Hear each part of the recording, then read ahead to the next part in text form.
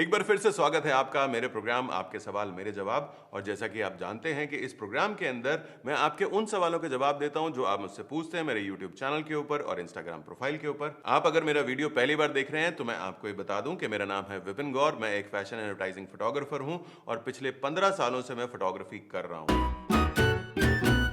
आज के इस प्रोग्राम में मैंने 4 सवालों को सिलेक्ट किया है जिनके जवाब मैं आपको दूंगा कि सिनेमैटिक वीडियो शूट करने के लिए क्या लॉग में शूट करना जरूरी है, लो की लाइट, हाई की लाइट, ब्रॉड लाइट को कहां यूज करना चाहिए, फोटोग्राफी में अगर करियर बनाना है तो कैसे बनाएं और क्या इसमें करियर बनाना सही है, डीएसएलआर या मिररलेस कैमरा, इन दोनों में से किसके रिजल्ट ज्यादा बेटर आते हैं। इससे पहले कि मैं आपको जवाब दूं, एक चीज यहां पर मैं कहना चाहता हूं कि अगर आपको ये सीरीज पसंद आ रही है, आपको मेरे वीडियोस पसंद आते हैं तो इनको लाइक जरूर कीजिएगा, शेयर जरूर कीजिएगा और मेरे चैनल पे अगर आप नए हैं या आपने इस चैनल को अभी तक सब्सक्राइब नहीं किया है तो इसको भी सब्सक्राइब कर लीजिए। चलो शुरुआत करते हैं पहले सवाल से। और पहला सवाल पूछा है निखिल भुवाद ने और ये पूछ रहे हैं कि सर सिनेमैटिक वीडियो बनाने के लिए क्या लॉग में शूट करना जरूरी है।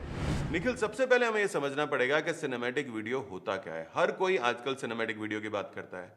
सो बेसिकली जो आप मूवी देखते हैं, जो आप सिनेमा पे देखते हैं, उसके जैसा वीडियो शूट करना सिनेमैटिक वीडियो कहलाता है। तो जब आप मूवी देखने के लिए जाते हैं तो उसमें बहुत सारी चीज़ें होती हैं। उसमें एक स्टोरी होती है। सो आपको आपके वीडियो के अंदर स्टोरी डालनी पड़ेगी। उसके अंदर परफेक्ट लाइटिंग होती है। आपको अपने वीडियोस के अंदर परफेक्ट लाइटिंग करनी पड़ेगी। उसके अंदर एक स्पेसिफिक फ्रेम रेट के ऊपर शूट होता है, 24 FPS पे शूट होता है, तो आपको आपके वीडियोस को भी 24 FPS पे शूट करना पड़ेगा। और उसमें एक और चीज़ होती है जो कि होता है कलर ग्रेडिंग। मूवी जब शूट होती है उसके बाद उसको कलर ग्रेड किया जाता है। जब आप नॉर्मली वीडियो शूट करते हैं तो वो एक डिफरेंट कलर टोन प्रोड्यूस करता है, लेकिन उसको मूड देने के लिए, एक प्रॉपर स्टाइल देने के लिए उसको कलर ग्रेड करना जरूरी हो जाता है। सो अगर आपको आपके वीडियो को कलर ग्रेड करना है तो डेफिनेटली आपको लॉग में शूट करना चाहिए। पर लॉग में एक और चीज होती है जिसको हम कहते हैं बिट रेट। सो अगर आप 8 बिट लॉग शूट कर रहे हैं तो कोई फायदा नहीं है, क्योंकि जैसे ही आप उसको कलर ग्रेड करेंगे उसकी क्वालिटी नीचे गिर जाएगी। सो अगर आपको लॉग में शूट करना है तो आपको एटलीस्ट 10 बिट वीडियो शूट करना पड़ेगा, तभी लॉग में शूट करने का फायदा है, तभी आपको परफेक्ट कलर्स मिलेंगे और परफेक्ट क्वालिटी मिलेगी। पर लॉग एक्चुअल में है क्या?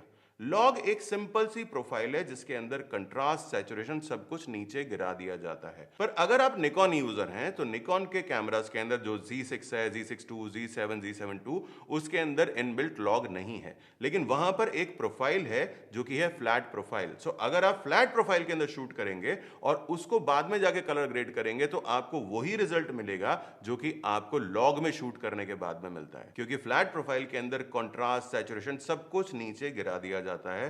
सो इस पे जब आप शूट करेंगे और इसको अपने सिस्टम पे लेकर के जाएंगे और सिंपल कंट्रास्ट बढ़ाएंगे, थोड़ा सैचुरेशन बढ़ाएंगे और थोड़ी बहुत कलर ग्रेडिंग करेंगे तो आपको सिनेमैटिक रिजल्ट मिल जाएगा। पर अगर आप लॉग में शूट कर रहे हैं और 8 बिट प्रोफाइल को शूट कर रहे हैं और उसको कलर ग्रेड करने जा रहे हैं तो आपके वीडियो की क्वालिटी डेफिनेटली गिर जाएगी। तो मेरा सजेशन आपको सिंपल सा ये है कि सिनेमैटिक वीडियो के अंदर सिर्फ लॉग प्रोफाइल से कुछ फर्क नहीं पड़ता। जो मैंने 3 चीजें आपको बताई, इन तीनों चीजों का अगर आप ध्यान रखेंगे तो कोई फर्क नहीं पड़ रहा कि आप लॉग में शूट कर रहे हैं या नहीं शूट कर रहे हैं। आप सिंपल सा फ्लैट प्रोफाइल में शूट कीजिए, उसको कलर ग्रेड कीजिए और आपके वीडियो के रिजल्ट्स बिल्कुल सिनेमैटिक आएंगे। अगला सवाल पूछा है खुदगर्ज ने। भाई वाह, क्या नाम है। तो ये पूछ रहे हैं सर मैं फैशन फोटोग्राफर बनना चाहता हूं, कहां से शुरुआत करूं और क्या इसमें करियर बनाना ठीक रहेगा। फैशन फोटोग्राफर अगर आपको बनना है तो सबसे पहले आपको फोटोग्राफर बनने की तरफ कदम बढ़ाने चाहिए। और जहां तक बात है कि इसमें करियर बनाना अच्छा रहेगा, सो आज की डेट में फोटोग्राफी एक बहुत अच्छा करियर है, हाई पेइंग करियर है। इसमें आप नाम कमा सकते हो, पैसा कमा सकते हो, लेकिन अगर आपको सही तरीके से गाइडेंस मिले तभी ये पॉसिबल है। अदरवाइज आपको 5-7 साल लग जाएंगे और आप तब भी एक अच्छे फोटोग्राफर नहीं बन पाएंगे।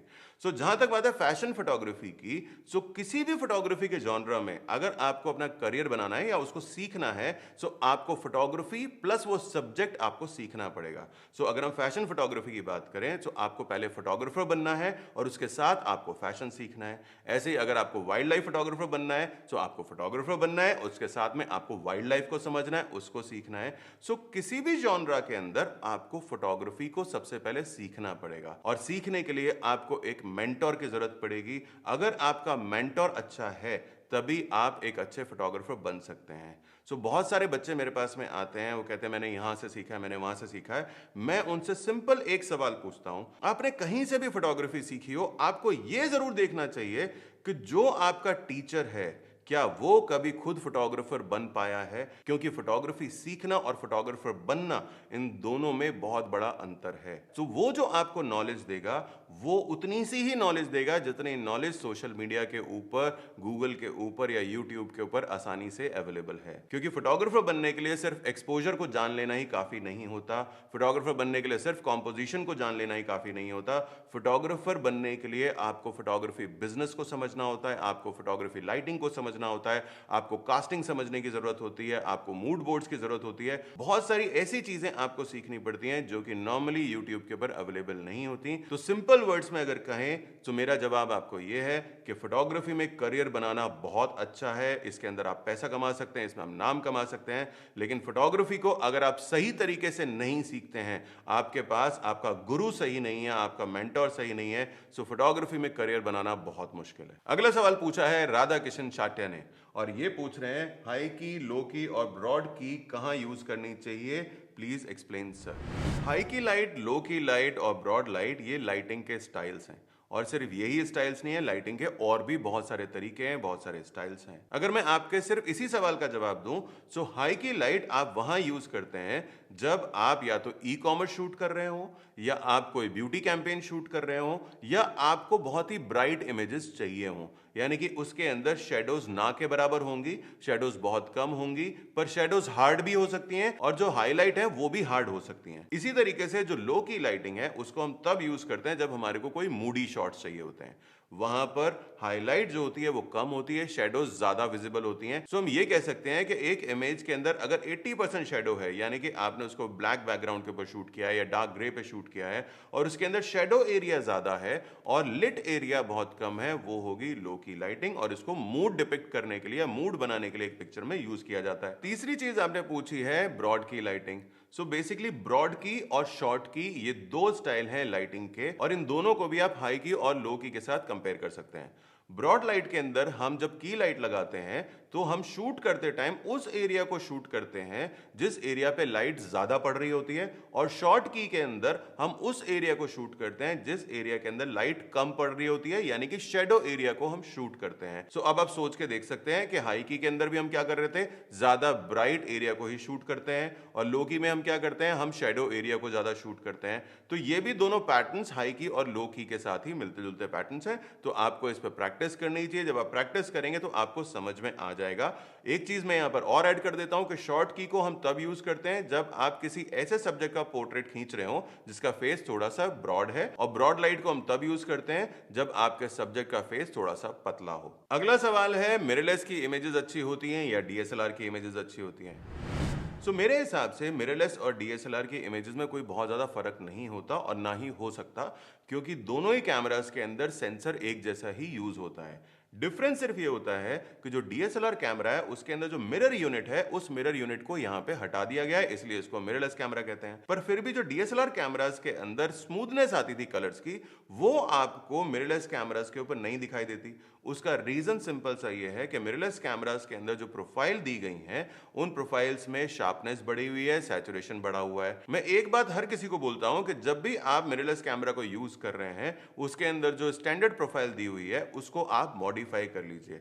जब आप स्टैंडर्ड प्रोफाइल को मॉडिफाई करेंगे, उसके अंदर सैचुरेशन को आप 0 पे ले आएंगे, आप उसके अंदर शार्पनेस को घटा देंगे, आप उसमें क्लैरिटी को घटा देंगे, आप उसके अंदर मिड रेंज शार्पनेस को भी घटा देंगे। सो हर चीज को जब आप 0 0 0 कर देंगे, तब आपको बिल्कुल वही स्मूथनेस मिलेगी ग्रेडिएशन के अंदर जो कि आपको डीएसएलआर कैमरास में मिलती है। अब एक गलती मैंने देखा है अक्सर लोग करते हैं कि जो डीएसएलआर कैमरा वो यूज करते हैं वो बहुत हाई एंड यूज करते हैं, लेकिन जैसे ही वो मिररलेस के ऊपर आते हैं तो मिररलेस के अंदर वो एंट्री लेवल के ऊपर चले जाते हैं। जैसे जो लोग निकॉन का D850 यूज कर रहे थे, उन्होंने Z6 II ले लिया, जबकि उनको लेना चाहिए था Z7 II, क्योंकि Z7 II को कंपेयर किया जा सकता है निकॉन के D850 के साथ। सो बेसिकली यहां पर जो कैमरास की रेंजेस हैं, उन रेंजेस की वजह से क्वालिटी के अंदर डिफरेंस आता है, पर उसको आप बराबर कर सकते हैं कुछ हद तक अगर आप अपनी स्टैंडर्ड प्रोफाइल को मॉडिफाई कर लें। आज के लिए बस इतना ही। अगले प्रोग्राम के अंदर मैं फिर आपके कुछ सवालों के जवाब दूंगा, तो आप मुझसे सवाल पूछते रहिए। नीचे कमेंट बॉक्स में लिखकर आप उससे सवाल पूछ सकते हैं।